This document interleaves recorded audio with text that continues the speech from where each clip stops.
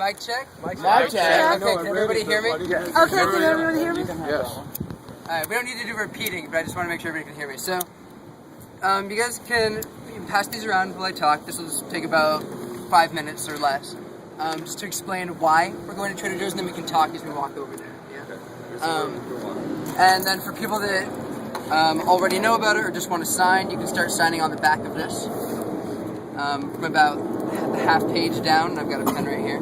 People that haven't signed yet. So basically, is anybody from South Florida? Where about? So about 80% of the fresh tomatoes that we eat here during the winter come from a little place called Immokalee, Florida, about 30 minutes east of Naples. One of the richest places in the country is Naples. One of the poorest places in the country is Immokalee. They're right next to each other. The people that have been working there in the tomato fields mostly are refugees from Mexico, Central America, and Haiti. And over the last 15 years or so, it's been sort of ground zero for the biggest farm worker organizing campaign in the country. Probably the biggest in the country's history since Cesar Chavez in California. So the group there is called the Coalition of Immokalee Workers. Immokalee is the town. It's a Seminole word. They've got their own history of amazing resistance to militarization from the Seminole people in South Florida. But they eventually got kidnapped and taken up to Oklahoma. Over the last 15 years, the tomato pickers have been trying to organize for better wages. On average, you make about $10,000 a year as a tomato picker.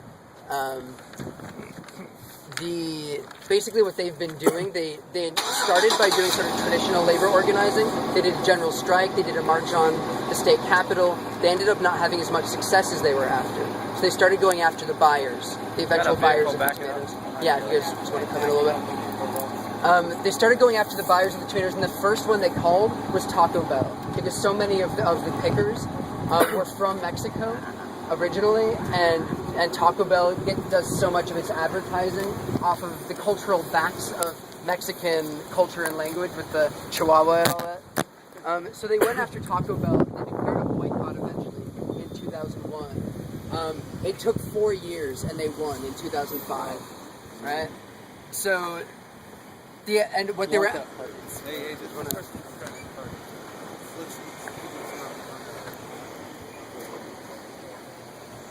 You guys want to leave this parking space open?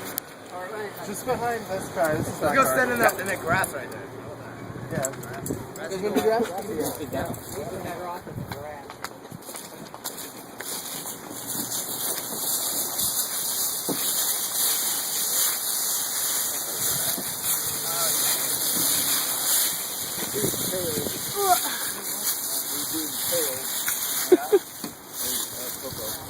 Yeah. Just ignore them.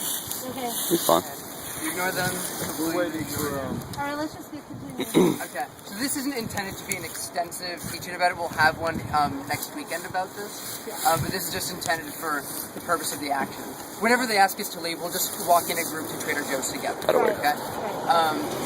So basically, they asked Trader Joe's in 2000 to give them an extra penny a pound for tomatoes straight to the worker. That raises the bucket rate from 42 cents to about 70 cents per 32-pound bucket, right? So an extra penny a pound, a code of conduct that everybody signs on to that includes zero tolerance for slavery cases in the tomato fields. The slavery cases that have been happening there over the last 15 years, over 1,000 workers have been liberated from forced labor conditions in these fields around Immokalee, Florida, right? So basically what we're talking about people chained up in U-Haul trucks overnight. We're talking about armed guards. We're talking about death threats. Right? So we're talking about slavery in a very literal sense, right? So they've liberated over 1,000 workers, and how they did it because the Department of Justice wasn't willing to go and put the resources into it. So they've been stripped down along with all the other law enforcement departments over the course of the last 15 years, right? Because they weren't putting resources into it. The Coalition of Immokalee Workers found migrant workers that were going to sell themselves into slavery in order to investigate those cases. Sold themselves onto the slave gangs, investigated, and then broke their way out in order to reveal it. So that's how they got 1,000 workers out of slavery. There's a ton still in it, right? So one of the really key things about the connection of that, you don't find slavery with secretaries or with physicists or with CEOs. You find it where the conditions are already bad. So the anti-slavery campaign is at the same time as trying to eliminate the conditions that allow for slavery. So that's basically what we're talking about. They won along with the support of tons of congregations and student groups all over the country against Taco Bell, Burger King, McDonald's, Whole Foods, Subway, and a bunch of food service providers, the largest ones, Aramark and Sodexo. And then they decided to go after supermarkets. So that's where Trader Joe's comes in. Trader Joe's has refused to even talk with them. We're asking them to sign this agreement, which is administered by the workers themselves. So that's the basic information. Everybody want to go over and Yeah. anybody that wants to sign it, you can sign it, and we'll walk over together. Okay. Cool. And I'm happy to talk to the manager. We'll just ask him to meet with us. Awesome. I think we should come back. And how do we get there? It's over on the side of the mall. We can just go around the front. Walk No, around. you can't go that way. Around the front. Okay. Oh, that's fine. I'm gonna go upstairs. Yeah, we're headed out. We're just trying to. Go ahead. We just have to walk around. Thank you. Thank you. It's totally legal. Oh, absolutely. Absolutely, sir. Yes, sir. You trust us about as much as we trust you. Thank you. Thank you, officer. 1638. Thank you for not doing it. 99%. I'm afraid of them, huh? We're homeless. Yeah, everybody does. Some lady up there said, OccupyNashville.Net. But the best part was when the cops first came in, we were standing right beside his radio, and he's like, "Yeah, it's the Occupy folks again." That came over the. I did that. Was it manufactured? Why should it give speed? I posted that on Louis Vuitton store. I even got that. I did it. And then on the Justin Bieber mannequin in Macy's, I put how long do you plan on buying your affection on Justin Bieber's face? Bob and Chris do. Okay. Hey guys, while we're walking, does anybody have any questions about the Coalition of Immokalee Workers, what they're asking for, or anything like that? I actually saw a documentary on that, man. It's pretty crazy. It's probably one of the most successful farm worker organizing campaigns in the history of the country. Well, you said there was like slavery going on or whatever. My question, I guess, is like, okay, I think any bullshit want to figure out a way to end that, this is slavery out. What's like the main objective to like free the slavery? The basic strategy is what we're doing. Distance from us. Oh yeah. One thing that's really important about this organization, it's run by the farm workers. Then they ask allied groups. I work with the Student Farm Worker Alliance. They asked us to support them on actions. So they decided that their target is Trader Joe's. And so the strategy for ending slavery there is basically you can build power.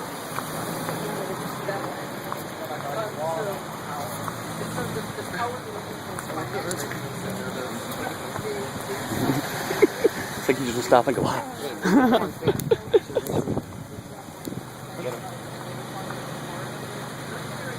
Yeah.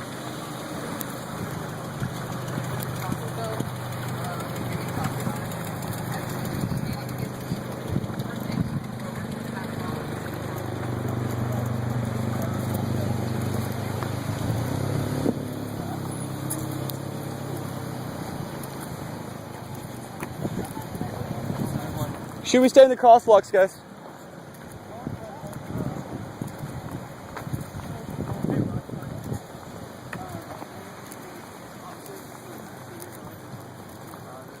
They just made an agreement for it.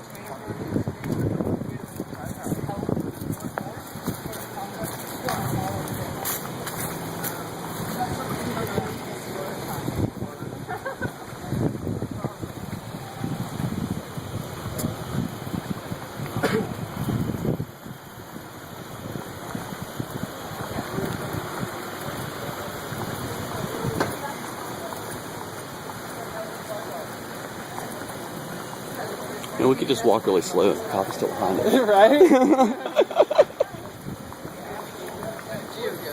Yeah. Yo. Just making sure we're all together. Yeah.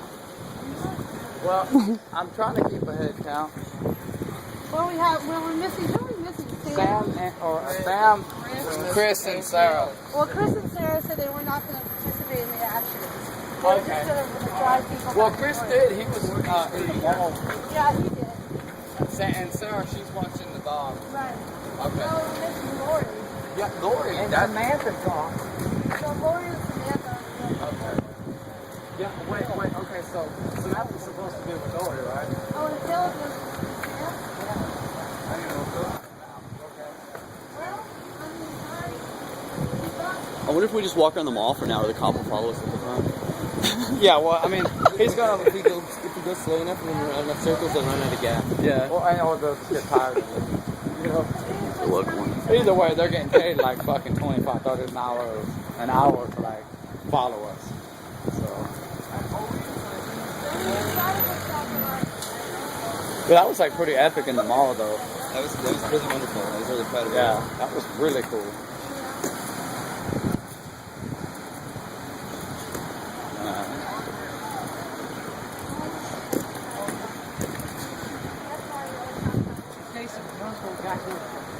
Right.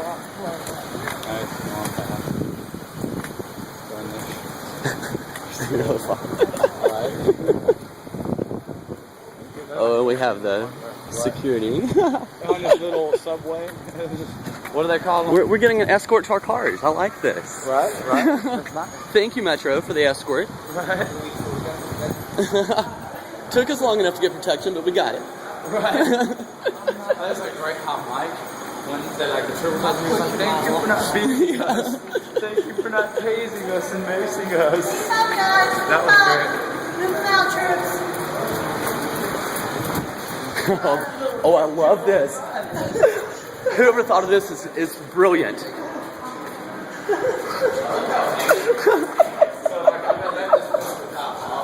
Oh. Anybody else want to sign and didn't get a chance to? Let's see you drive your car through there. When we get to the bottom, here, see what the cop does when he sees us going through.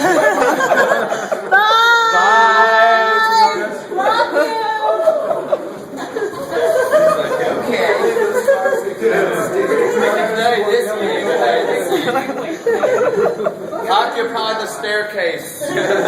Which staircase? Ours! Staircase! Whose staircase? Our staircase! Here's Dorothy! Where's Dorothy? Lured him in the parking garage and got him in there. That's fucking epic. I know, right? It's just all up there. That's fucking right. That was epic. He was like, oh, going down the stairs. It was like, bye, love you.